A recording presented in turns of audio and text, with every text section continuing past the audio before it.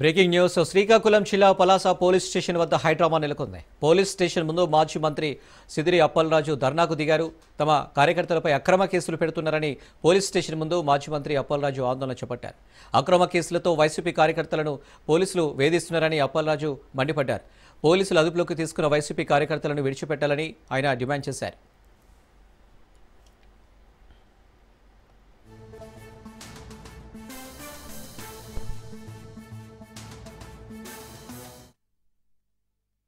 Palasa police station ని చీకటిమయం చేసినటువంటి ఒక బ్లాక్ డే ఈ రోజు.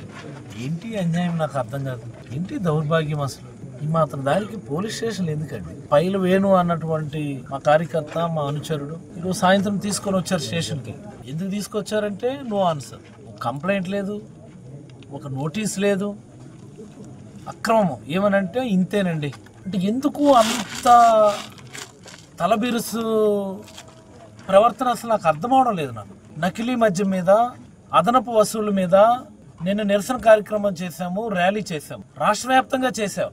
వైఎస్ఆర్ కాంగ్రెస్ పార్టీ ఆధ్వర్యంలో ఏమి నకిలీ మద్యం ఈ ప్రభుత్వమే కదా పట్టుకుంది, ముఠాలను పట్టుకుంది, వాళ్ళ ఎమ్మెల్యే అభ్యర్థులు కదా పట్టుకుంది. ఎక్కడ పడితే అక్కడ విచ్చలవిడిగా ఐడెంటిఫై చేశారు కదా. రాష్ట్రం మొత్తం కార్యక్రమాలు బాగా జరుగుతాయి. ఈ జిల్లాలో మాత్రం ఈయన పర్మిషన్ ఇవ్వడు. కేవలం ఈయన పోస్టింగ్ కాపాడుకోవడానికి అని చెప్పి ఈ పార్టీ పెద్దలకి సాటిస్ఫై చేయడానికి చేస్తున్నటువంటి యాక్షన్ ఇది. ఈ నియోజకవర్గంలో ఒక మైనర్ కాల్ మీద అర్ధరాత్రి 12 గంటలకి 1 గంటకి దాడి జరిగితే అరెస్ట్ చేయించుకోలేకపోయావు. నువ్వు ఒక ఎస్పీవి. నీ పోలీస్ స్టేషన్లో 2 వ్యక్తుల మీద దాడి జరిగితే కనీసం అరెస్ట్ చేసుకోలేకపోయావు. నువ్వు ఒక SPV. This is your real face, this is your real character. నీ స్టేషన్లో దాడి జరిగితే అరెస్ట్ చేసుకోలేకపోయావు నువ్వు.